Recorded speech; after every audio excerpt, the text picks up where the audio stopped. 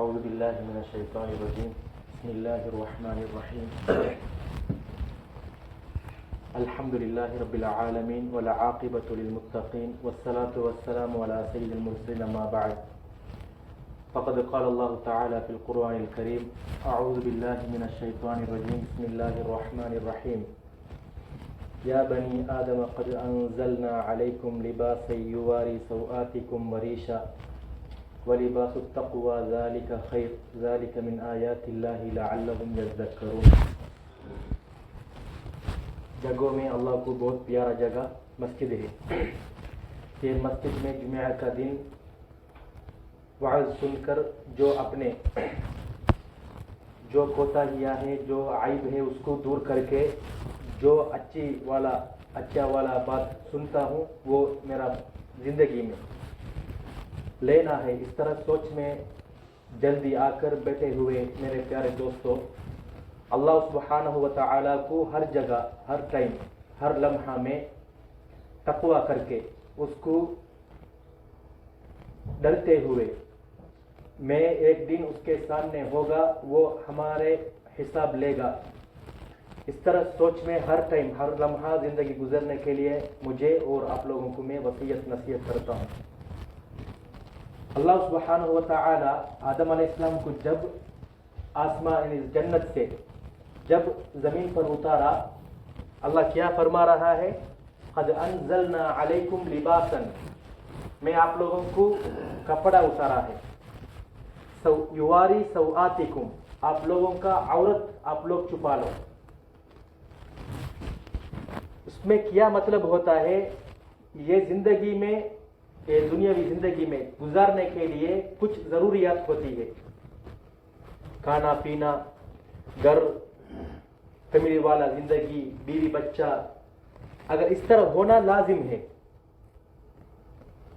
اس لیے اللہ سبحانہ و تعالی جو نبی انبیاء بھیج دیتے تھے، رسول بھیج دیتے تھے، یہ سب رسول، کچھ انبیاء رسول کے علاوہ یحییٰ علیہ السلام، عیسیٰ علیہ السلام، اس طرح 3-4 انبیاء کے علاوہ اور سارے انبیاء رسول شادی کیا، بچہ پیدا کیا اور تجارت کیا، بزنس میں کام کیا اور اپنا کاروبار سیکھ کر اپنے کاروبار کیا۔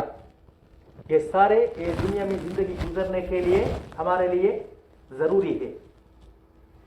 یہ صرف اللہ کو عبادت کرنا، سب کو چھوڑ کر، گھر کو چھوڑ کر، بیوی کا تعلق چھوڑ کر، اس طرح زندگی گزارنے کے لیے، عبادت کرنے کے لیے اسلام نے طریقہ نہیں سکھایا۔ اللہ نے قرآن میں ہم دیکھیں گے، جب نماز کا ذکر کرتے ہیں اس کے ساتھ ساتھ زکوٰۃ کا بھی ذکر کرے گا۔ کیوں؟ زکوٰۃ کس پر واجب ہے؟ مالدار پر واجب ہے۔ جو بندہ گائے، بکری، اونٹ پھیلائے گا، اس پر جو اس کے لیے حساب ہوتا ہے، نصاب ہوتا ہے، ایک گنتی ہوتا ہے، جب زیادہ ہو جاتا ہے اس پر زکوٰۃ ادا کرنا واجب ہے۔ جو بندہ کاروبار کرے گا اور یا کسی بندے کے پاس سونا چاندی ہوگا، یہ بھی ایک حساب کے طور پر ہوگا، اگر اس سے زیادہ ہے پھر بھی اس پر زکوٰۃ واجب ہوتا ہے۔ صرف نماز کی ذکر نہیں ادا کی، یعنی ذکر نہیں کیا اللہ نے وَأَحَلَّ اللَّهُ الْبَيْعَ وَحَرَّمَ الرِّبَا، ربا کو حرام قرار دیا، لیکن پھر بھی تجارت کرنے کو حلال قرار دیا۔ اس طرح اللہ نے اس دنیا میں زندگی گزرنے کے لیے جو ضروریات انسان کو، ایک بندے کو ہوتا ہے، اللہ نے اس کو ذکر کیا۔ اس کے ساتھ ساتھ ہم عبادت کرنا ہے۔ کچھ صحابہ نے رات پورا عبادت کرتے تھے، پورا دن مسلسل روزہ رکھتے تھے۔ نبی اکرم صلی اللہ علیہ وسلم آ کر بتایا، یہ انس، آپ اس طرح نہیں کرو، آپ رات میں نفل عبادت کرو، تہجد پڑھو، ونم، اور سو جاؤ بھی. سم آپ روزہ رکھو مشکل نہیں. وہ افطر کبھی کبھی چھوڑ کر روزہ رکھو. کیوں؟ ان لعینک علیک حقا، آپ کے آنکھ کے لیے بھی حق ہوتا ہے، آپ کے بیوی کے لیے بھی حق ہوتا ہے، آپ کے جسم کے لیے بھی حق ہوتا ہے. اس طرح سارے سرکلوں کو نظر رکھتے ہوئے اسلام نے ہم کو راستہ دکھایا. جو بندہ اس نیت سے کھا رہا ہے میں اللہ کا عبادت میں میرا جسم کو میں استعمال کروں گا، یہ نیت سے یہ جو کھانا ہر بندہ کھاتا ہے، مسلمان بھی کھاتا ہے، غیر مسلمان بھی کھاتا ہے، لیکن غیر مسلمان بھوک کے وجہ سے کھاتا ہے، لیکن مسلمان بھوک کے وجہ سے بھی کھاتا ہے، لیکن اس کا نیت اچھا ہو پھر یہ کھانا بھی عبادت بن جاتا ہے. یہ عادات اچھے نیت سے، مباح والا چیز سارے اچھے نیت سے عبادت بن جاتا ہے اسلام میں. اس لیے ایک بندہ اپنے بیوی کے ساتھ ہم بستری کرنا بھی اسلام میں صدقہ کے برابر نے رکھا ہے اسلام نے. کیوں؟ وہ بندہ، وہ شوہر اپنا بیوی کا حق ادا کر رہا ہے. اس کے وجہ سے ہم اس میں دیکھیں گے. اس لیے نبی اکرم صلی اللہ علیہ وسلم اور اللہ بھی قرآن میں، حدیث میں بہت جگہوں میں تجارت کرنے کے لیے شوق پیدا کیا. آپ لوگ تجارت کرو. تجارت کرنے سے ہمارے ضروریات پورا ہوتا ہے. دوسرے بندوں کو میں وزنی ہو کر بیٹھنا اچھا نہیں ہے. میں کاروبار نہیں کرتا ہوں، میرا تندرست کے ساتھ میں ہوں، میرے بدن میں قوت ہے، لیکن میں ویسے بیٹھا ہوں، یہ اسلام نے جائز قرار نہیں دیا. کس بندے کے پاس تندرست ہو، قوت ہو، وہ دوسرے بندے کے پاس ہاتھ اٹھا کر سوال کرنا اس کے لیے حلال نہیں. یہ دیکھ لیں گے کہ اس میں کیا ہے. تجارت کرنے میں کیا ہوتا ہے. اس میں ہم عزت النفس بولتے ہیں، جو اپنے آپ پر بھروسہ کر کے دوسرے بندوں پر ان کو سوچنا میں ادھر سے مجھے ملے گا، وہ بندہ مجھے دے دے گا. اس طرح ویسے بیٹھنا یہ اچھا نہیں ہے. صرف اپنے اوپر برباد نہیں کر رہا ہے، مجھ پر میرا بیوی کا حق ہے، میرے بچوں کا حق ہے، ان کو میں کفالہ کرنا ہے، ان کو نفقہ دینا ہے، پھر میں کاروبار کرنا ہے. میں ایک دوسروں بندوں کا بھی حق اس میں جوڑ ہے. اس لیے ایک بندہ ویسے بیٹھنا، کام کے بغیر کسی دوسرے سے سوال کرنا اچھا نہیں ہے. لا یحل لامرئ، کسی مسلمان پر، کسی مرد پر حلال نہیں ہے. اسلام اس طرح بولا. یہ تجارت کرنا یہ بہت اہم چیز ہے. کسی بھی کاروبار، لیکن یہ حلال ہو. کسی بھی کاروبار، اس میں کوئی مذلت نہیں ہے. کوئی بندہ انڈا اکٹھے کر کے وہ بیچ رہا ہے، یہ سردیوں میں انڈا ابال کر بیچ رہا ہے، یہ اس میں مذمت نہیں ہے. مذمت کیا ہے؟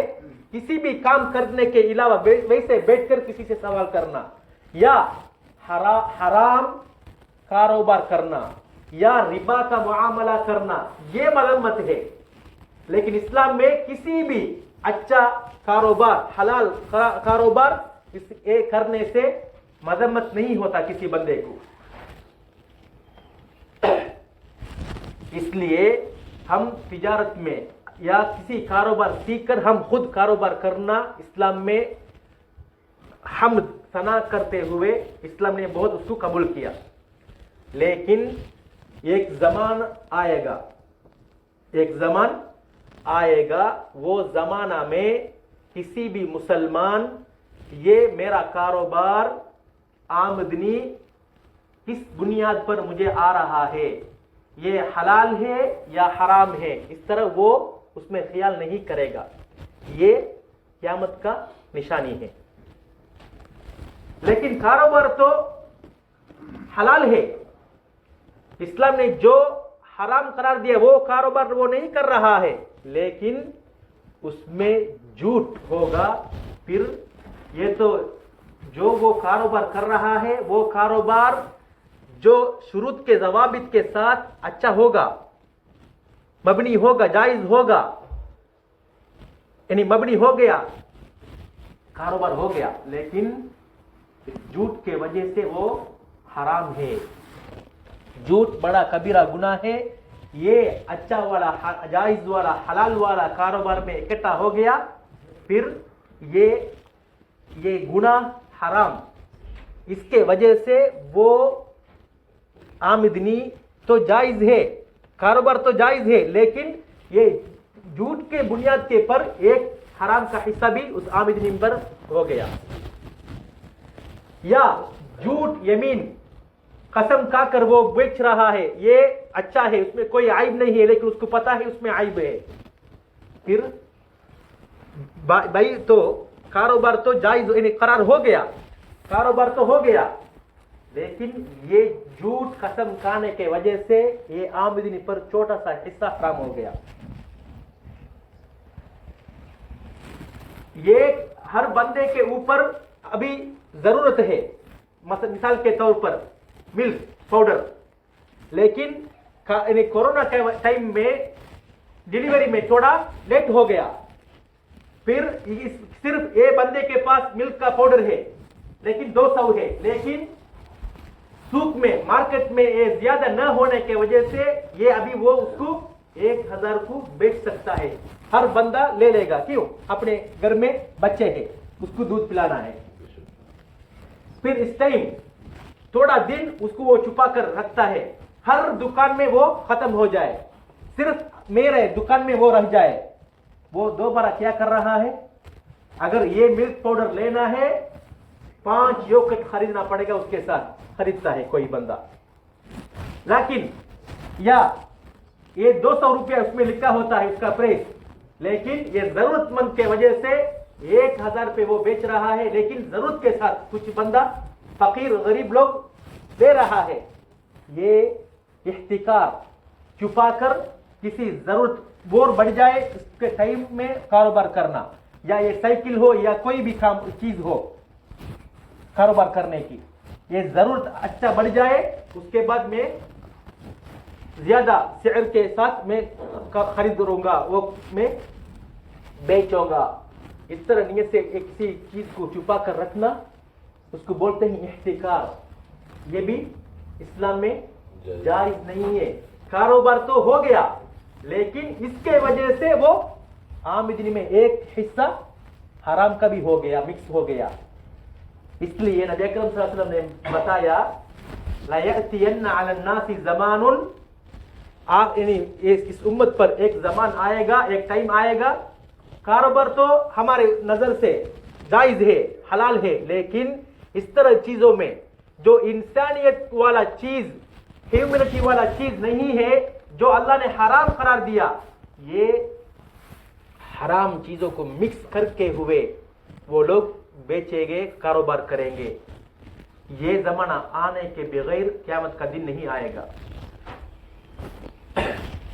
அல்லாஹ்வின் நல்லடியார்களே, எங்களை படைத்த இறைவனை எல்லா நேரங்களிலும் எல்லா கட்டங்களிலும் அஞ்சு பயந்து வாழும்படி முதலாவதாக எனக்கும் நான் அப்பா உங்களுக்கு நான் வசியத்தும் நசியத்தும் செய்து கொள்கிறேன். அல்லாஹ் சுப்ஹானஹு வ தஆலா ஆதம் அலைஹிஸ்ஸலாம் அவர்கள் இந்த பூமிக்கு இறக்கியதற்கு பின்னால் ஒரு ஆயத்தை சொல்கிறான். قد انزلنا عليكم لباسا يواري سوآتكم, நான் உங்களுக்கு ஆடைகளை இறக்கி வைத்திருக்கிறேன், அதன் மூலமாக உங்களுடைய மானங்களை நீங்கள் பாதுகாத்துக் கொள்ளுங்கள், மறைத்துக் கொள்ளுங்கள். இதன் மூலமாக எங்களுக்கு என்ன விளங்குகிறது? இஸ்லாம் என்பது வெறுமனே வணக்கத்தோடு மட்டும் சுருங்கியதல்ல. ஒரு மனிதனுக்கு இந்த உலகில் வாழ்வதற்கு தேவையான அனைத்தையும் ஏற்படுத்திக் கொள்ள சொன்ன ஒரு மார்க்கம். ஒரு வியாபாரத்தை, அருந்துவதற்கு பானங்களை, சாப்பிடுவதற்கு சாப்பாட்டை, எங்களுடைய தேவைகளை பூர்த்தி செய்து கொள்வதற்காக மனைவி பிள்ளைகள் என்று இஸ்லாம் எங்களுக்கு ஒரு அழகான வழிகாட்டலை வழிகாட்டி இருக்கிறது. அல்லாஹ் அனுப்பிய ரசூல்மார்கள், நபிமார்கள் அனைவரும் திருமணம் முடித்தார்கள், அவர்களுக்கு பிள்ளைகள் இருந்தன, பேர பிள்ளைகள் இருந்தன. அதே போன்று அனைத்து அதிகமான நபிமார்கள் வியாபாரம் செய்தார்கள், ஆடு வளர்த்தார்கள், சொந்த தொழில் கற்று அதன் மூலமாக அவர்களுடைய வாழ்வாதாரத்தை ஏற்படுத்திக் கொண்டார்கள். இதெல்லாம் எங்களுக்கு பார்க்கும் பொழுது நன்றாக விளங்குகிறது. இஸ்லாமிய மார்க்கம் என்பது வெறுமனே வணக்கத்தோடு மட்டும் சம்பந்தப்பட்டதல்ல. இந்த உலக வாழ்க்கைக்கு தேவையான நேரத்தில் வாழும் பொழுது எங்களுக்கு எதெல்லாம் தேவைப்படுகிறதோ அந்த அவைகளையும் செய்வதற்கு தாராளமாக அனுமதி தந்த ஒரு மார்க்கம் தான் எங்களுடைய இஸ்லாமிய மார்க்கம். எனவே அந்த அடிப்படையில் தான் வியாபாரம் செய்யும்படி எங்களுக்கு இஸ்லாமிய மார்க்கம் வழிகாட்டியிருக்கிறது. ஒரு மனிதன் வியாபாரம் செய்கின்ற பொழுது அவன் மற்றவர்களிடம் கையேந்தாமல், மற்றவர்களுக்கு பாரமாக இல்லாமல் தன்னுடைய வாழ்வை அழகான முறைக்கு ஏற்படுத்திக் கொள்வதற்கு, தன்னம்பிக்கையோடு வாழ்வதற்கு இஸ்லாம் வழிகாட்டியிருக்கிறது. ஒரு மனிதன் எந்த விதமான தேவைக்கும் இல்லாமல் இன்னொரு மனிதனிடத்தில் கையேந்துவது இஸ்லாத்திலே வெறுக்கத்தக்க, கூடாது என்று சொல்லப்பட்ட ஒரு விடயம்.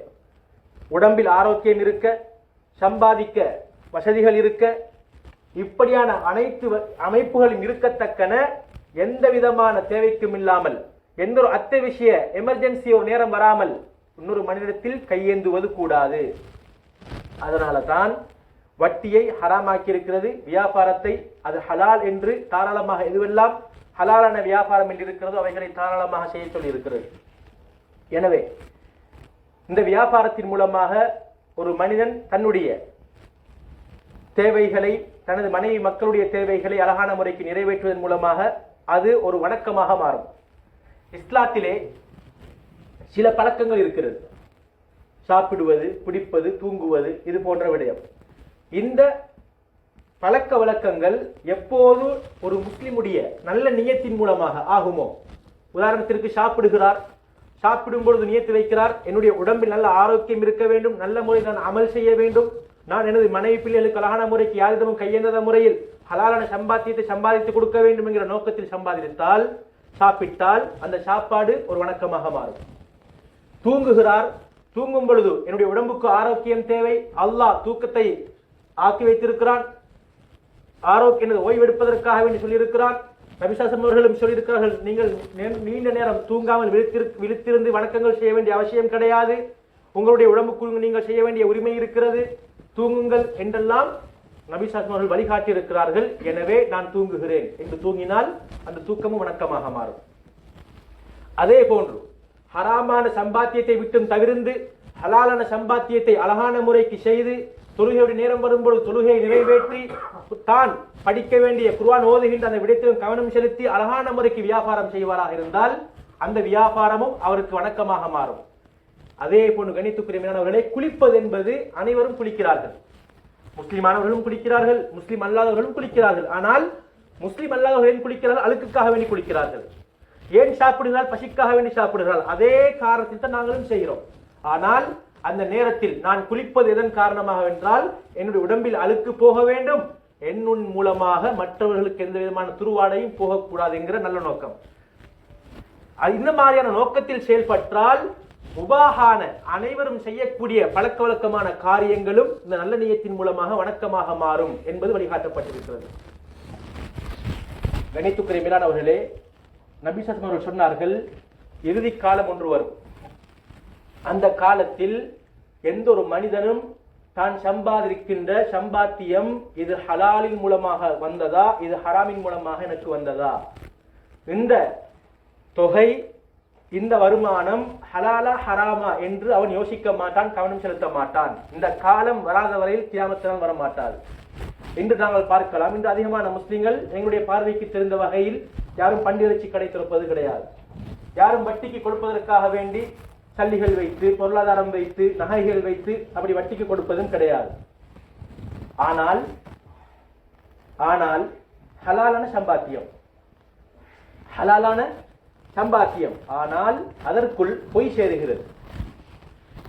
பொய் சொல்லி விற்கிறார் அல்லது வாங்குகிறார், அல்லது பொய் சத்தியம் செய்து சொல்கிறார், இந்த பொருளில் எந்த விதமான குறைபாடும் கிடையாது, ஆனால் அவருக்கு தெரியும் இது குறைபாடு இருக்கிறது. அல்லது ஒரு மனிதனுக்கு தேவை இந்த பொருள், இந்த இக்கட்டான நேரத்தில் இந்த பொருளை நான் பதுக்கி வைத்தால் இந்த பொருளை எனக்கு மிக நீண்ட விலைக்கு, பெருமதியான கூடுதலான விலைக்கு விற்க முடியும், மிக கூடுதலான விலைக்கு விற்க முடியும் என்பதற்காக அதனை பதுக்கி வைத்து மக்களுடைய தேவை நன்றாக கூடும் பொழுது, அதிகரிக்கும் பொழுது அந்த பொருளை 200 ரூபாவுடைய பொருளை 1000 ரூபாய்க்கு விற்கிறார். கொரோனாவுடைய காலத்தில் எங்களுடைய நாடுகளிலே ஒரு பால்மாவை விற்பதாக இருந்தால் அதற்கு 5 யோகட்டுகளை வாங்க வேண்டும், அது நிபந்தனை. அல்லது 350 ரூபாய் அடித்திருக்கும் விலை, ஆனால் 1500 ரூபாய்க்கு வித்தார்கள். இவ்வாறு செயற்படுவது இந்த வியாபாரம் செல்லுபடியாகிவிட்டது என்றாலும் இது போன்ற மோசமான விடயம் அதற்குள் வருவதால் அந்த வியாபாரத்தில் ஒரு பகுதி ஹராமான அடிப்படையில் அது வந்து விடுகிறது. நாங்கள் குடிக்கின்ற குடிநீர்கள், நாங்கள் சாப்பிடுகின்ற சாப்பாடு, நாங்கள் உடுக்குகின்ற ஆடை, சாப்பாடு, குடிப்பு, ஆடை, இந்த மூன்றும் மத்திய விஷயமானது. அதனால் தான் அல்லாஹ் தஆலா ஆதம் அலைஹிஸ்ஸலாம் அவர்களை இறக்கியவுடன் இந்த விடயத்தை பிரஸ்தாபிக்கிறார். எனவே எந்த மனிதன் இந்த 3 விடயத்திலும் அது ஹலாலாக இருந்தால் அவன் வணக்கங்கள் செய்வதன் மூலமாக அவனுக்கு இன்ட்ரெஸ்ட் உண்டாகும். ஏனென்றால் இதுதான் பிரதானமான அடிப்படை. இந்த அடிப்படை சரியாகிவிட்டால் அனைத்தும் சரியாகிவிடும். இந்த அடிப்படை மோசமாகிவிட்டால் இதர உள்ள அனைத்து வணக்க வழிபாடுகளாக இருந்தாலும் சரி, எங்களுடைய அத்தியாவசிய நேரத்தில் அல்லாஹ்விடம் துஆ கேட்பதாக இருந்தாலும் சரி, அது ஏற்றுக்கொள்ளப்பட மாட்டாது. காரணம் என்ன? இது போன்ற மோசமான விடயம் அதில் கலந்திருப்பதன் மூலமாக. எனவே எங்களுக்கு வணக்க வழிபாடுகளில் இன்பம் தேவையா? குர்ஆன் ஓதுவதில் இன்பம் தேவையா? சுபுகுடைய நேரத்தில் எழும்புவதற்கு என்னுடைய உடம்பு அதற்காக எழும்புகிறதா, அதற்கான அசைவை ஏற்படுத்தி கொடுக்குகிறதா என்கிற தேவை இருக்குமாக இருந்தால், குடிக்கின்ற குடிபானம், சாப்பிடுகின்ற சாப்பாடு, நான் உடுக்கின்ற ஆடை, இந்த மூன்றும் ஹலாலான சம்பாத்தின் மூலமாக வந்திருந்தால் மாத்திரம்தான் சாத்தியமாகும். இல்லாவிட்டால் எங்களுடைய வணக்க வழிபாடு நெத்தி கருக்க தொழுதாலும் சரி, வாய் கிளிய ஓதினாலும் சரி, ஒவ்வொரு வருடமும் ஹஜ் உம்ரா செய்தாலும் சரி, அல்லாஹ்விடத்தில் அதுக்கு எந்த விதமான மதிப்பும் கிடையாது. ஏன்? அடிப்படையான சம்பாத்தியம். ஏனென்றால் அது உடம்போடு சேர்கிறது, அது இரத்தத்தோடு கலக்கிறது, அதனுடைய சக்தி எங்களுடைய உடம்பில் எப்பொழுதும் தரித்திருக்கிறது. எனவே அந்த ஹராமான ரத்தம் உடம்பில் கலக்கும் காலமெல்லாம் எந்த சதை பிண்டம் ஹராத்தின் மூலமாக வளர்க்கப்பட்டிருந்தால் அது நரகத்துக்கே சொந்தமானது என்று நபி ஸல்லல்லாஹு அலைஹி வஸல்லம் எச்சரித்திருக்கிறார்கள். எனவே நாங்கள் அனைவரும் எங்களுடைய சம்பாத்தியத்துடைய விடயத்தில் மிகவும் கரிசனை செலுத்தி ஹலாலான சம்பாத்தியத்தை எப்பொழுதும் சம்பாதிப்பதற்கு நாங்கள் ஒவ்வொருவரும் பழகிக்கொள்ள வேண்டும். எங்களுடைய வியாபாரத்தில் பொய், மோசடி, பதுக்கி வைத்து வியாபாரம் செய்வது, அதனுடைய உரிய விலையை விட அதிகமான லாபத்திற்கு விற்பது போன்ற மோசமான காரியங்களிலிருந்து எங்களுடைய வியாபாரத்தை நாங்கள் பாதுகாத்துக் கொள்ள வேண்டும். मेरे प्यारे दोस्तों, हमारे आमदनी अच्छा हो गया, हमारा इबादत में लज्जत होगा. हर बंदा खाना है, पीना है, कपड़ा पहनना है, ये 3 चीज हमारे जरूरियत में है. इसलिए अल्लाह ने जब आदम अलैहिस्सलाम को उतारा, ये लिबास के बारे में अल्लाह ने जिक्र किया. इसलिए ये खाना पीना कपड़ा पहनना ये हलाल आमदनी से हो गया, फिर हमारे इबादतों में लज्जत होगा. सुबह में उठना आसान होगा और कुरान तिलावत करना आसान होगा. हर चीज करना, अल्लाह का सारे अहकामात को फॉलो करना हमारे लिए आसान होगा. या क्योंकि ये खाना पीना हमारे खून में मिक्स होगा, फिर उसका कुव्वत अबदल आबाद हमारी जिंदगी में होगा. नबी अकरम सल्लल्लाहु अलैहि वसल्लम बताया, किसी टुकड़ा हराम से हो गया, ये टुकड़ा जहन्नम के लिए बेहतर है. इसलिए हम जो कारोबार करते हैं इसमें सच के साथ, अमानतदारी के साथ, कुल्लम खुला यानी साफ साफ हमारे कारोबार होना चाहिए. किसी खयानतदारी, झूठ इस तरह नहीं होना चाहिए. इसलिए हम सिर्फ नहीं खाते हैं, हम हमारे बच्चों को भी खिलाते हैं, हमारे बीवी को भी खिलाते हैं. इसलिए ये बात बहुत बड़ा मौजू है, इसमें इस तरह मुख्तसर बात करके ये काफ़ी कर लिया. अल्लाह सुब्हानहु व तआला ने जो बात किया हमारे ज़िंदगी में हम लाने के लिए हर बंदे को तौफीक अता फरमा. व आखिर दअवाना अल्हम्दुलिल्लाहि रब्बिल आलमीन.